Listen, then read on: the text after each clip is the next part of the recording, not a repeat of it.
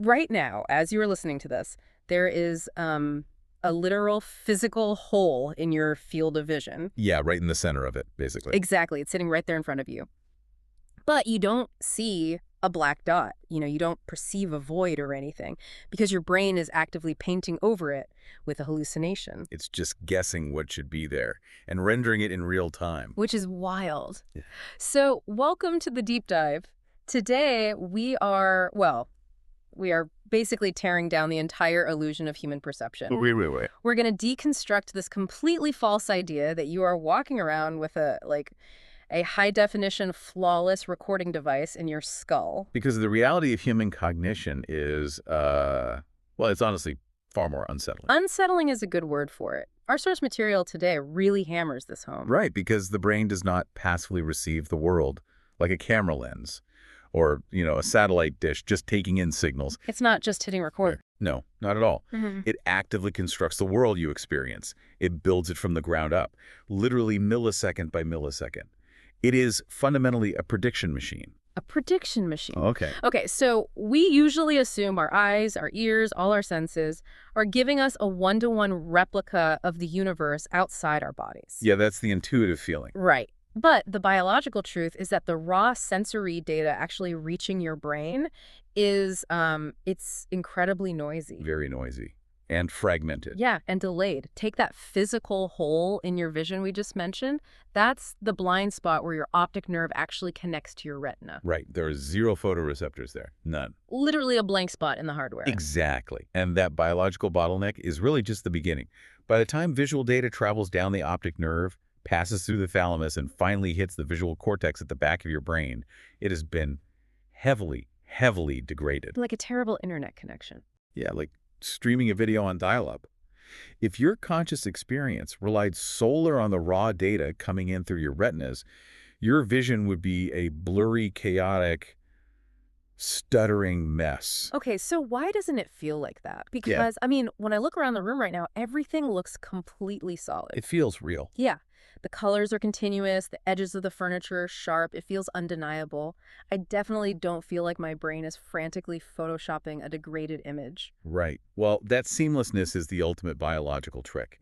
Your brain smooths over the rough edges so perfectly that you are completely blind to the actual process. So how does it do that? Through a mechanism called predictive coding. So instead of painstakingly analyzing every single incoming photon of light from scratch, your brain relies on a massive, deeply ingrained internal model of how the physical world works. It predicts what should be there. Exactly. It sends that prediction down to the sensory organs. And the sensory organs only send signals back up if there is an error. Wait, really? Yeah, only if something violates the prediction. Wait, so my brain is telling my eyes what they are seeing, rather than my eyes telling my brain. That is exactly it. The flow of information is primarily top-down, from the brain to the senses, not bottom-up. That is entirely backwards from how I thought it worked. I know, it's wild. Your brain basically says, given the ambient light, the geometry of this room, and our past experiences, there's a 99% probability that the object in front of us is a wooden table. So it just draws the table. Yes. It renders a solid wooden table in your consciousness. The raw sensory data from your eyes is only used to lightly check the brain's homework. Wow. If the prediction matches the incoming data, you experience the hallucination as reality. But why, though? If evolution is so brilliant, why didn't it just give us the bandwidth to process the actual objective reality? Energy. It all comes down to energy. Like, why are we stuck with a simulation engine that just guesses all day long? It's about the brutal, absolute laws of metabolism. The human brain is a massive energy sink. It accounts for roughly 2% of your total body weight, yet it consumes 20% of your body's energy. 20% for a 2-pound organ? Yeah. It is constantly burning through adenosine triphosphate, or ATP, which is the cellular currency of energy. So it's an incredibly expensive piece of hardware to run. Astonishingly expensive. If your brain were to abandon predictive coding, if it actually tried to actively process every single photon of light bouncing around the room, every single sound wave vibrating the air, it would just crash. It would require an impossible amount of ATP. You would need to consume thousands upon thousands of extra calories a day just to keep your nervous system from crashing. Oh, wow. Yeah, your brain would overheat. You would literally freeze up, entirely paralyzed by the sheer volume of data, unable to make a single decision. So it's a ruthless survival mechanism, basically. Completely. The brain is cutting corners. It's compressing the files so we don't just blue screen and crash in the middle of crossing the street. Precisely. Predictive coding is the ultimate energy-saving adaptation. The brain takes that blurry, fragmented sensory photograph, checks it against its internal database, makes a rapid, educated guess, and renders the result. It hides the buffering icon. Yeah, exactly. You know, this completely changes how we should view everyday disagreements. Oh, absolutely. Like, think about the last time you, the listener, had a completely baffling argument with a friend about an event you both literally just witnessed. Happened all the time. Right. Say you're standing at an intersection, a minor fender bender happens, and you shout, "The blue car ran the red light." And your friend looks at you like you were insane. Yeah, they're like, no, the light was completely green. We usually default to assuming the other person is lying, or, I don't know, maybe they just have terrible eyesight. But when in reality, you aren't actually arguing about the same objective event. Right. You are arguing about two entirely different realities constructed by two completely different prediction machines. Let's break that down a bit more. How do two people standing side by side, looking at the exact same crash, render different realities?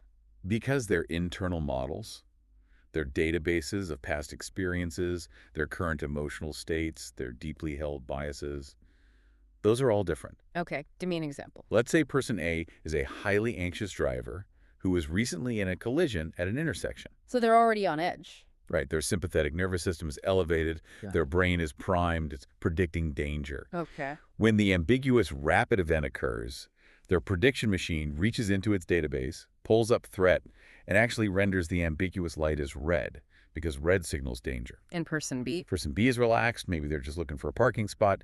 They have a completely different set of top-down predictions running, so their brain fills in the gaps differently. So eyewitness testimony, which is, the gold standard we use to lock people up in prison. Yeah, it's problematic. It's essentially just asking a person to describe the subjective painting their brain whipped up under extreme duress. It is notoriously unreliable. We think we are rewinding a secure video file on a hard drive, but we are really just recounting the gaps our brains filled in. That is terrifying. The legal system assumes perception is bottom-up, but cognitive science proves it is very much top-down. Which brings us to a massive, really uncomfortable question. Uh-oh. If our reality is a heavily edited, rapidly guessed simulation designed just to save calories, what happens to the tiny fraction of data the brain does actually process? Good question. Because we don't even process all of it, do we? We have a filter. We do. And that filter is attention. Attention is the mechanism that decides which parts of the blurry incoming photograph the prediction machine will even bother to look at. And human attention is severely, frighteningly limited. Extremely limited. I always try to picture attention as a flashlight. Like, it's not a giant floodlight on a stadium that illuminates an entire warehouse. Right. It is a tiny, incredibly narrow penlight, and you are standing in a pitch-black cavern. I like that analogy. You sweep this little laser pointer around. You see a cardboard box here, a chair over there, but you only know what the beam hits. Everything else is absolute, terrifying nothingness. The flashlight analogy captures the extreme bottleneck of our conscious awareness perfectly. Mm-hmm. You can only consciously process what falls within that tiny beam. Right. But the real danger isn't merely that the beam is small. The true danger lies in how the brain handles the darkness. It's because if I'm holding a tiny penlight in a dark cave, I know I'm in the dark. Exactly, you feel it. I feel the darkness. I know I am missing almost everything. So why don't we feel that way in our everyday lives? Because your brain doesn't render the dark. Why do we walk around with such absolute swagger, assuming we see exactly what is going on in a crowded room or a complex meeting? Because your brain does not provide you with a warning light on your dashboard that says, caution, 99.9% of your environment is currently unobserved. It just pretends it's all there. Yeah. To perceive the absence of data, your brain would need a dedicated neural architecture to track what it isn't tracking. Which would cost more energy. Exactly, more metabolic energy it doesn't want to spend. So it simply deletes the unknown from your conscious experience. Wow. Because you only process what you attend to. You naturally, inevitably assume that what you attend to is all there is. We mistake the tiny illuminated circle for the entire universe. Exactly. This is the phenomenon of inattentional blindness.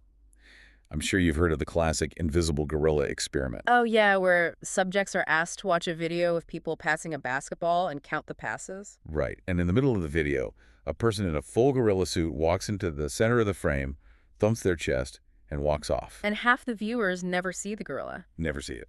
which sounds completely impossible until you actually take the test yourself and miss it. But what is the actual neurological mechanism happening there? Does the gorilla hit their retina? Oh, yes. The photons bouncing off the gorilla suit absolutely enter their eyes. The retinal photoreceptors fire. The signal travels down the optic nerve. So the data is in the system. The data is in. But the brain's attention network, specifically regions in the prefrontal and parietal cortices, has established a strict sensory gating protocol. A gating protocol. Yeah. It basically told the thalamus, which is the brain's relay station, hey, only let visual information related to the white shirts and the basketball pass through to conscious awareness. Suppress everything else to save energy. So the gorilla data hits the thalamus and is literally blocked from ascending to the conscious visual cortex. It gets bounced at the club door. It's bounced at the club door, exactly. And because the viewer was consciously attending to the basketball, their brain provides them with the feeling of complete, unbroken awareness of the scene. They feel totally confident. They feel completely confident that if a gorilla had walked through, they would have seen it. That false sense of complete awareness is lethal. I mean, think about texting and driving. Oh, absolutely. We look down at our phone, our tiny flashlight beam is entirely consumed by the screen, and we genuinely believe that our peripheral vision is still monitoring the road. We assume the road is still empty. Right, because our brain hasn't rendered a new car. When a driver hits a pedestrian, they, quote-unquote, didn't see. They aren't usually lying. Right. Their eyes may have been pointed at the road, but their attentional spotlight was elsewhere. The brain didn't predict the pedestrian. The attention filter blocked the data. And so, in that driver's subjective reality, the pedestrian simply did not exist until the moment of impact. That is just bone-chilling. Knowing this, as you navigate your day, walking through your office, sitting in a meeting, arguing with your partner, you have to actively remind yourself, I am absolutely missing crucial information right now. Yes. Recognizing the severe limitations of our attention is, well, it's really the bedrock of intellectual humility. It forces empathy. Yeah. When a coworker points out a glaring detail in a project that you completely missed, your automatic defensive reaction is usually, no, that wasn't there. You changed it. Right. But once you understand sensory gating, you can pause and realize, their pen light was simply pointed at a different corner of the dark room than mine. So our present reality is a heavily edited hallucination illuminated only by a tiny, narrow flashlight beam. That completely upends how we experience the now. It really does. But we have to keep going because the now vanishes instantly. It's gone. What happens when we try to store this deeply flawed sketch for later? We are moving from the messy world of perception into the even more chaotic world of memory. This is where we have to fundamentally challenge our core assumptions about human identity. Big words. Well, we rely on our memories to construct who we are, our life story, our traumas, our triumphs. They all rest on the foundation of our memory. Right. But the biological reality is that memory is profoundly reconstructive. It is not a permanent, unchangeable record. See, the analogy we all default to is the computer hard drive.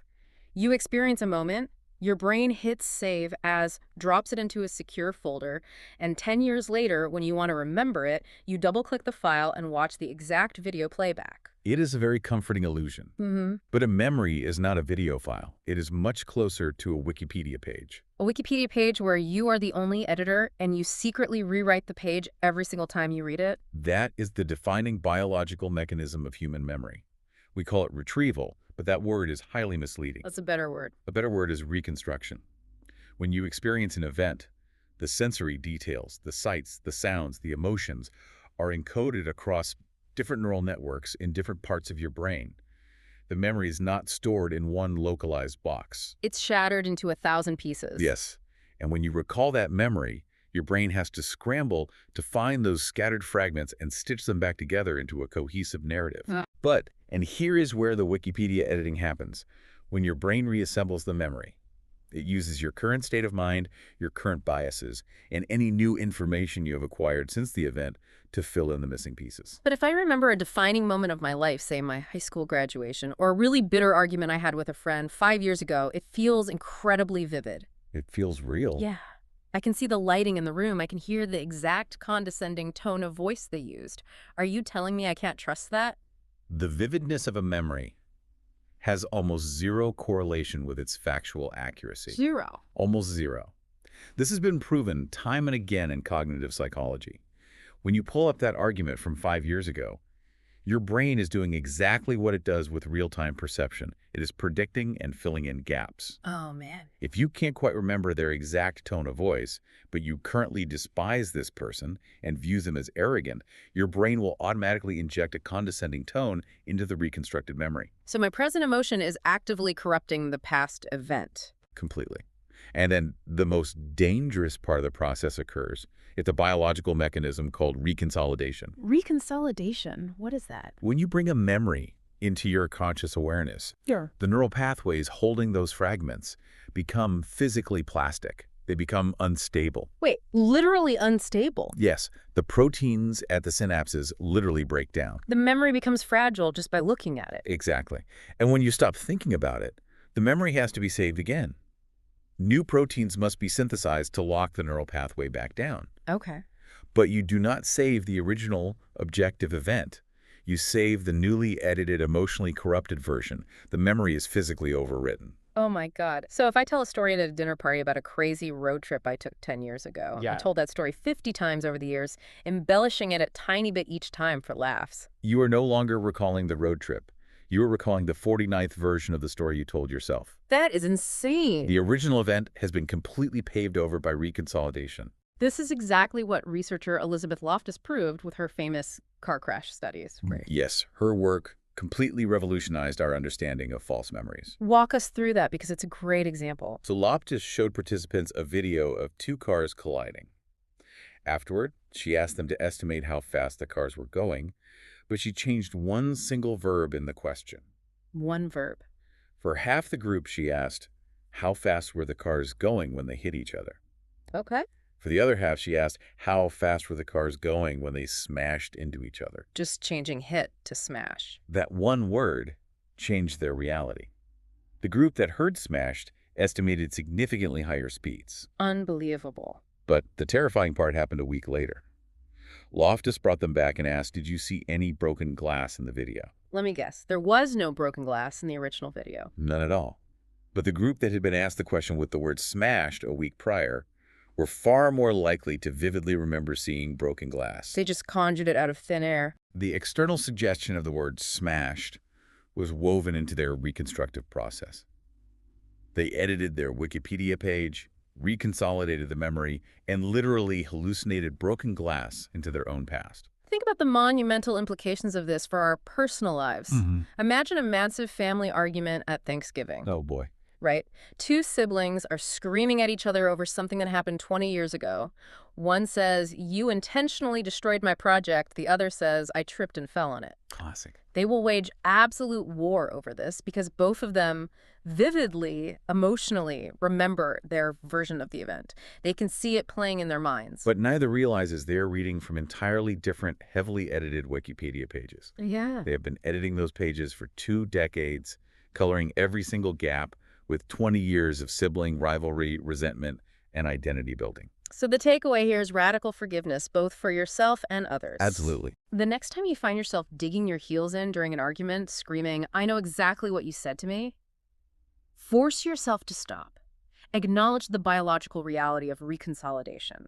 Realize that your brain is a gap-filling prediction machine that constantly overwrites its own history. You probably have the gist of the emotion right, but those rigid, hyper-specific details you were using as a weapon, they might just be edits you made 6 months ago. It demands a profound level of grace. We are all navigating the world with deeply imperfect, heavily redacted histories, doing our absolute best to make sense of who we are. Okay, let's take stock of the situation. Let's do it. Our present is a heavily hallucinated sketch illuminated by a tiny flashlight. Our past is a constantly overwritten Wikipedia page. It sounds bleak when you put it like that. Right, but if our brains are just desperately filling in massive voids of information everywhere we look, the obvious question is, what is guiding the pen? What determines how the brain chooses to fill in the gaps? Well, we don't fill in the gaps with random noise. The prediction machine operates according to a strict set of rules, guided by two massive, heavy anchors: What are they? our internal emotions and our external social environment. These are the filters through which all reality is processed. I have to pause you there because this is where human ego really takes a hit. It does. We all, myself included, and certainly you listening to this right now, we desperately want to believe we are rational actors. Agree. I want to believe I use cold, hard logic to arrive at my worldview. I assess the data, I weigh the pros and cons, and I form an independent, objective opinion. The ideal human. Exactly. But what we are talking about implies we are basically emotional sponges, soaking up the biases of our nervous systems and the beliefs of whatever tribe we happen to stand next to. How much of my opinion is actually driven by me? It is a deeply humbling realization. Cognitive science suggests that pure, unadulterated logic is incredibly rare. Let's look at the internal anchor first, emotions. Okay. We like to imagine logic as a stoic, impartial judge presiding over a courtroom, carefully weighing the evidence before issuing a verdict. Right. But neurobiologically, emotion is the judge. The verdict is decided the moment the emotional centers of your brain, like the amygdala, react to a stimulus. Wow. Logic is merely the slick corporate lawyer hired after the verdict has been issued, tasked entirely with finding a rational-sounding justification for what you already feel. Emotion decides the verdict, and logic just writes the press release. Exactly. This is rooted in the somatic marker hypothesis. Before your conscious, logical brain even has time to process a complex situation, your body has already reacted. Like a gut feeling. Literally. Your heart rate shifts, your breathing changes, stress hormones are released. These bodily states, these emotions act as heavily tinted lenses over your reasoning. So if you're scared. If you are in a state of fear, your prediction machine will systematically fill in the gaps of reality with threats. So if my boss sends me an ambiguous email late on a Friday that just says, "We need to talk on Monday," The worst email to get. right, my reaction is entirely dependent on my internal emotional anchor. If I just got a bonus and feel confident, I predict I'm getting a promotion. But if the company just announced layoffs and I'm terrified... Your brain pre-decides the conclusion, I am being fired, before your logical prefrontal cortex even boots up to analyze the context of the email. You don't reason your way into fear, your fear reasons its way into your reality. That's incredible. And what about the external anchor? How does our social environment hijack the prediction machine? If emotion is the tinted lens, your social environment is the invisible fence that dictates where you are even allowed to look. Oh, I like that. We have to view this through the lens of evolutionary biology. For hundreds of thousands of years on the savannah, being cast out of your social group was a literal death sentence. You couldn't survive alone. A lone human could not survive.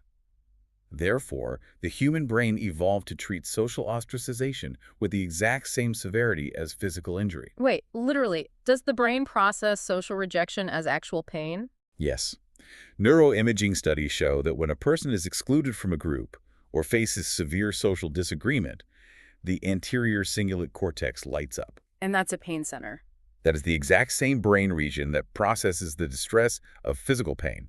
Being disagreed with by your tribe literally hurts. So our brains are exquisitely, desperately wired to align our beliefs with the in-group just to avoid physical pain. Precisely. Your social circle dictates what information you're exposed to, what sources are considered credible, and what opinions will grant you status versus what will get you exiled. Wow. You can roam around and think freely, but the moment your thoughts drift too close to an idea that your tribe disguises, the invisible collar shocks you. You feel that spike of anxiety. You feel that spike of social anxiety, the anterior cingulate cortex fires, and you subconsciously back away from the thought, utilizing logic to justify why the opposing idea was stupid anyway. Think about how perfectly this explains the massive toxic culture wars and political polarization we see right now. Oh, yeah, perfectly. We constantly look at people on the other side of the political aisle and think, how can they be so completely irrational? Are they stupid? Are they just evil? We assume that because we are all looking at the same news events, we are dealing with the same objective facts. But you aren't. These are not clashes of logic. They are clashes of entirely incompatible emotional and social filters. Right. Let's say person A is processing a heavily edited, sensory-gated sketch of reality through an internal lens of, say, deep economic anxiety, surrounded by a social bubble that relentlessly validates that exact anxiety. Okay.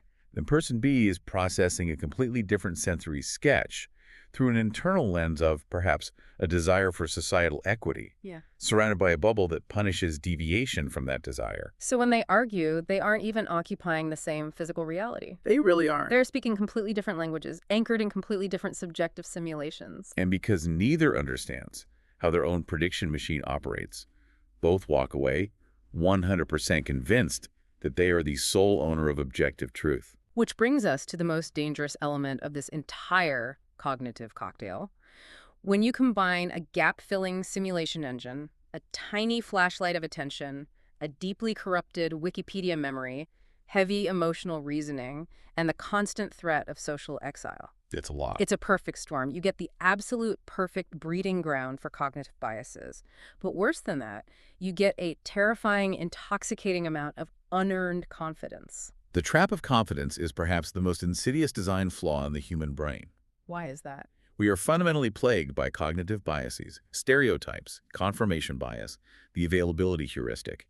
These biases warp our judgment every single day. But the crucial binding factor is that confidence does not guarantee accuracy. Hold on, I want to unpack the evolutionary logic here. If you look at human society, confidence is our primary currency. It really is. We promote the most confident person in the room to CEO. We elect the most confident politicians. We hand our money to the most confident startup founders. If our brains are so laughably prone to error, why did evolution design a system that produces so much confidence? Shouldn't we all be walking around paralyzed by constant doubt, terrified of making a mistake? That assumes evolution cares about objective truth. And it doesn't. It doesn't. Evolution only cares about survival, reproduction, and metabolic efficiency. We discussed earlier how expensive the brain is to run. Cognitive biases, those mental shortcuts and stereotypes, are the brain's way of saving ATP. Like using keyboard shortcuts on a computer. Yeah. You don't want to dig through 5 menus to copy and paste something. You just hit CTRL-C. It's fast. It's cheap. Exactly. When you encounter a complex situation, your brain doesn't want to boot up the metabolically expensive prefrontal cortex to do deep analytical reasoning. Right. That's what psychologist Daniel Kahneman called System 2 thinking. It burns too much glucose. Instead, your brain defaults to System 1, fast, automatic, instinctual shortcuts. And stereotypes are just aggressive, often toxic social shortcuts. Yes.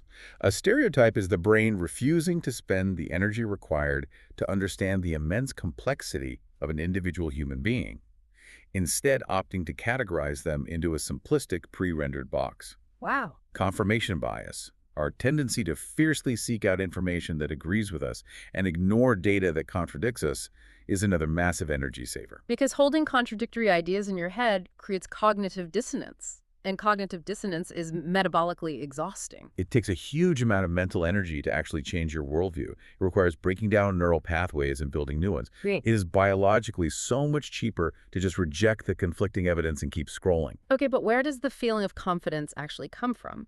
If I'm using a cheap, lazy mental shortcut, shouldn't my brain make me feel doubtful to warn me? This is the ultimate trap. Confidence is merely the emotion the brain generates when it successfully processes information with ease. Psychologists call it processing fluency. Processing fluency. Yes.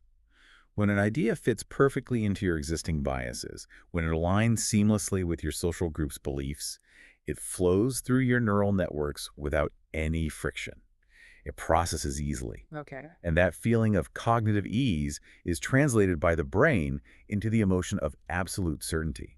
Confidence is simply the brain's reward signal, saying, "Good job, we made a fast decision, we saved ATP, let's keep moving." Confidence is not a metric of truth. It is a metric of laziness. Precisely. This is exactly why misinformation and fake news thrives like an absolute wildfire on the internet. Oh, that makes so much sense. Misinformation is literally engineered to have high processing fluency. It is designed to trigger a sharp emotional response, usually outrage or fear, and fit perfectly into the tribal narratives we already believe. It bypasses the analytical brain completely. It feeds the prediction machine exactly what it was already predicting. Yes, a simple, emotionally charged, highly biased lie feels incredibly smooth to process. It gives you a massive dopamine hit of confident certainty without requiring any of the hard, exhausting work of factual verification. Well, the truth is, hard. Exactly. Yeah. Meanwhile, the actual truth is usually complex, nuanced, contradictory, and deeply unsatisfying. The truth requires metabolic effort. The lie is a free lunch. That is deeply sobering.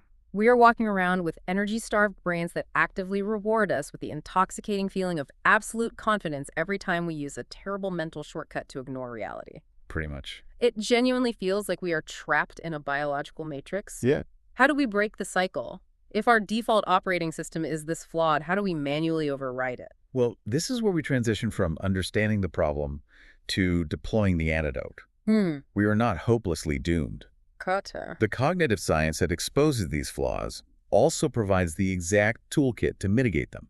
It requires the active, deliberate engagement of critical thinking and, most importantly, intellectual humility. I think of it as a manual software patch. The automatic codons, the fast bias prediction machine, is fundamentally broken for the modern world. So we have to go in and type the override commands by hand. Yeah. The tools are straightforward on paper. Be aware of your cognitive biases. Verify information before you accept it. Actively listen to opposing viewpoints. But as straightforward as they sound, they require forcing the brain to burn energy it desperately wants to conserve. You are asking your prefrontal cortex to step in and forcefully halt the automatic processes of the amygdala and the basal ganglia. Let's live in the real world for a second, though. We are drowning in an era of unprecedented information overload. Oh, definitely. I get hundreds of emails, I see thousands of posts, I have endless decisions to make at work and at home.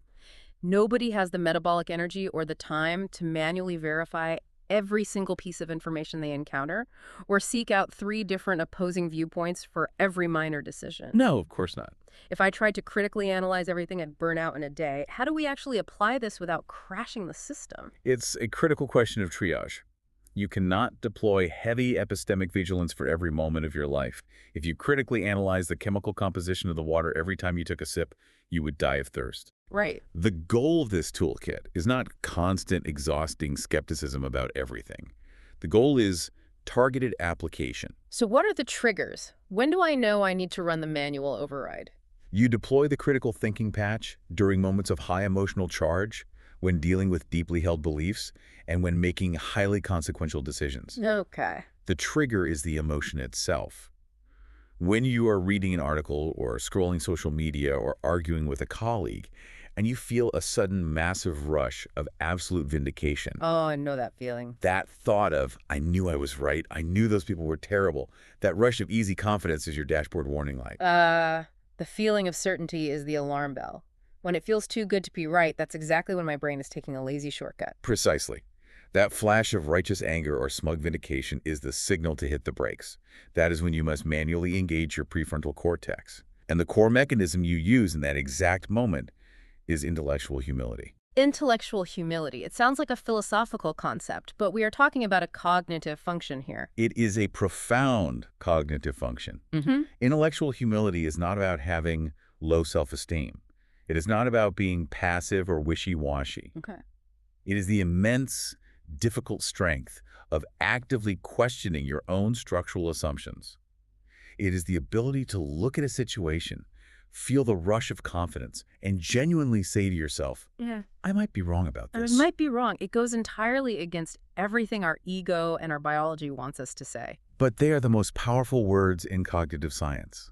Because the moment you genuinely acknowledge I might be wrong, you instantly disrupt the automatic prediction machine. You pause it. Yes. Yeah. You force the flashlight beam of your attention to widen. Yeah. You signal to your brain that the internal model might be flawed, which invites new data to actually pass through the sensory gates. You stop the sketch artist from guessing, force them to open the door, and actually ask for a better description of the photograph. Yes.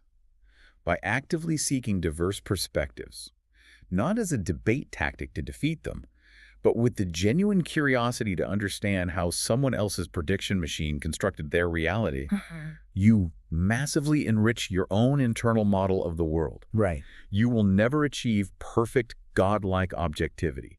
You will always be a biological organism looking through a subjective, metabolically constrained lens.